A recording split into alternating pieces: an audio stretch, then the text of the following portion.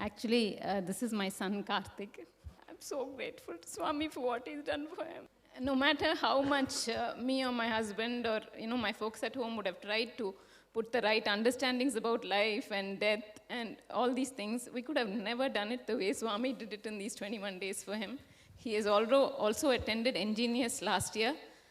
That's the IA Kids program. There was so much of resistance in him. Every year I would try, bring him and take blessings from Swami. Swami would say, he will attend. It used to make me so mad with Swami. Swami, I'm seeing so many kids, transform and so much. Why are you not doing it for Karthik, But then he never told me when he will attend, but he said he will attend. Then I realized every soul has their call and their time, and the Master knows when to make it happen for them. At a time, exactly in the brink of adolescence, I could just see the hormones just, showing their head and a little bit here, there, going astray, and he just grabbed him and put the right understanding about life inside him. And this third eye, he knows what to say to make which soul come.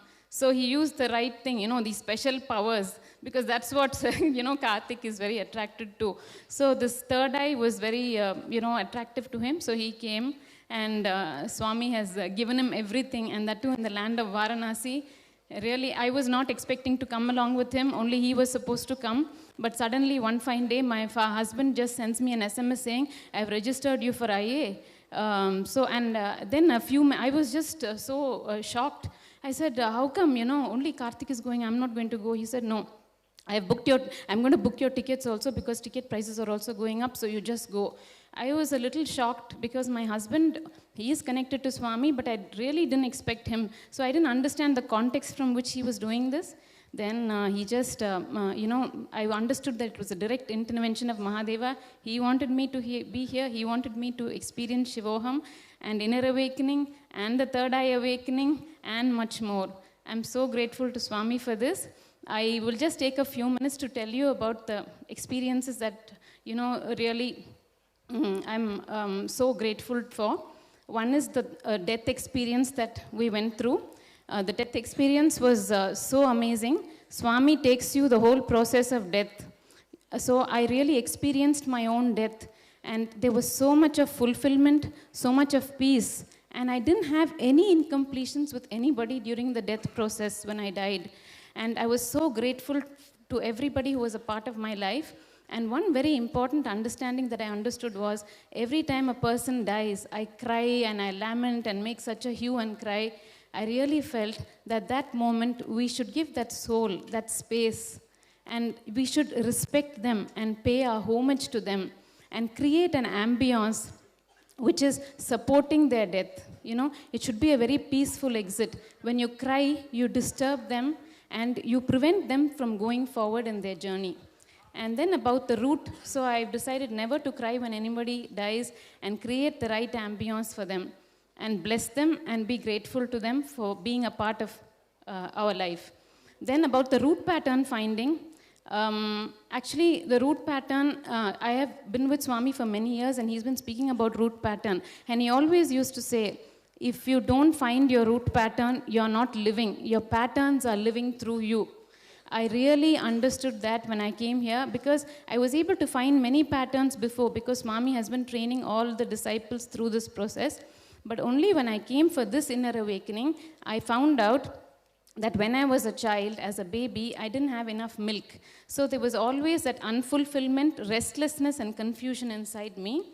So that was exhibiting itself everywhere in my life. Whatever I did, others would be happy about it, but I was not fulfilled. And that restlessness was suffocating me so much. And it was such a huge relief when the process, Swami just started the process. And this memory just flashed in me, that crying child, that confused and restless child. And for the next 1.5 days, I could see that child cry, cry, cry, and die inside me. And as the child died, my restlessness died, my confusion died, and my unfulfillment also died. I mean, nobody could have done this for me, really, but a master. And then about the next, Swami took us through the Shivoham experience. The Shivoham experience was just so awesome. Every time they played that Yadu Mahin Indrai Kali by Sudha Raghunathanamma, I could just see the Kali here in my third eye, just dancing with her shula and her wild dance with all her hair loose. And when they said, Inbamai Marinai, Enule Inbamai Marinai, I could just see Swami just becoming one with me, and just that joy inside me. So that was my Shiva Home experience. And about the third eye awakening, I'm a very logical person, and actually I'm a Nityananda Balavidyalaya teacher. I teach Swami's program for children, and Swami had initiated us to teach this third eye, blindfold reading to the children. I was able to help them, but I was not convinced that I could do it myself. Then when Swami initiated us into the third eye, first I didn't know what to do. They just blindfolded my eye, and I was like, will it appear as a flash, the letters, or will it just appear like that out of nowhere? I mean, I had no clue. But the best part is, whenever Swami gives you a technique, he'll never give you the nitty-gritties of the technique. Neither Ma Advait will mention it. It is for you to find it out. And when it becomes an experience in you, it stays so beautifully, and you can easily explain it to others. So I just closed my eyes, and I was like, then I realized every time, few words I was able to guess, some letters I was able to guess, so that gave me the confidence. Initially, there was a little bit incomplete, oh God, what is this, I'm not getting anywhere. But then I realized this is only a side effect. It is not the real. What the real process is, for you to go to the no-mind state. When you go to the no-mind state, you know it all. It just appears as a flash. Like there was this name was the word given to me, and I could just see when I just did the third eye meditation with Swami's eye, that word just appeared inside and flashed as name. And I just said name. I was just so shocked, because in the second guess I got the whole word. So that was my third eye experience. And Swami is doing so much of revival for the Hindu tradition. In this inner awakening, we experience so many homas. We experienced the Sri Vidya Homa, the Rudra Homa, and the Kalabhairava Homa, and the Devi, Meenakshi's Trikalyanam. It was so powerful. Swamiji is actually, I shouldn't say all the Hindus out there support Swami. I should say Hindus need Swami. We really need Swami for the Vedic revival. So please, wake up. Wake up from your deep slumber and just come. And we're not even asking you to support. We're asking you to come and experience the richness of the Vedic culture, the richness of the Vedic tradition, and so many siddhis. And we lived such a rich way, and with so many powers and siddhis, and we were the kings of the inner world. And Swami is trying to make that happen again for us, after so many thousands of years. So let's just wake up and come and get all the jewels that Swami is waiting to give us. So, and the third eye, I wanted to say one very important thing. Although this blindfold reading I was not able to completely do, I was successful sometimes and unsuccessful sometimes, I could see the intuition had really awakened in me. I could see, before something happened, I knew it was going to happen. Like for the mandala, during the mandala process, Swami makes us sit in the form of a Sri Vidya formation mandala.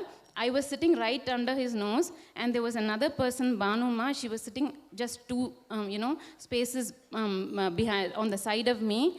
As soon as Swami came and sat on the bindu in his seat, a thought flashed in my mind that he would ask me to go there, and he would ask Banuma to come in my place. And just as that thought flashed, Swami said, "Ma, you go there and ask Banu to come here." And then another time also I experienced that. Another devotee was saying, Swami, in previous IAs, you gave us a process. That's all he said. And I immediately knew what he was talking about. I said, Swami, you used to float the water on the stick and ask us to move the stick with the power of, your thing. That is becoming one with the stick and moving it, that ability to awaken that ability. And exactly that participant said that. So, little things like this. And Swami says, cherish these moments. Don't think it's a coincidence. When you really cherish it, the experience will be more often, and it will be more deep and profound. So this is all. If I have to talk, I can just go on talking. There are many participants who want to share so much. Thank you so much, Swami, for doing all this for us. I don't have words to really offer my gratitude, Swami. Thank you. And also for all the sannyasis, Swamis, the hotel staff, the volunteers, the Nityananda Dhyanapitham staff who have worked tirelessly, and all the participants out here who have given their 100% participation. I'm so grateful to all of you. All of them have worked so hard to make this a success. And also one more thing, I got a glimpse into how Swami trains his sannyasis, you know. It was so beautiful, you know, how much of his energy and time he pours into them just to mold them and bring them to the level, you know, that their peak potential, to bring them to the level of their peak potential. There was the song, okay, Kangal Irandal, there's a Tamil song. For that, in such a, Swami called one of the sannyasis Priyamaya Swami. Priyamaya Swami, I have never seen him, like, I always thought he doesn't have any emotions, because he used to have such a blank face always, you know. And when he called Priyamaya Swami and said, hey, why don't you translate the song for all of them? I was like, Priyamaya Swami. When he called him and he said, let him do the translation of the song, I was like, oh my God, Swami knows who to pick for what. This is a song on light romance. And I was really, I could feel that he's a person who could, I don't know, maybe he could have never even associated himself with that. And through that song, I saw how he transformed. Everybody was struggling to explain the whole thing. But then, Swami explained so beautifully. This light romance is a deep friendliness that you experience with everybody in every relationship, which adds strength to the relationship. So then after that, I saw how he blossomed. He started smiling. And in fact, he even smiled at me a couple of times. I was like, wow, just one session and how a sannyasi blossoms in the master's presence. It was just so amazing. Thank you, Swami.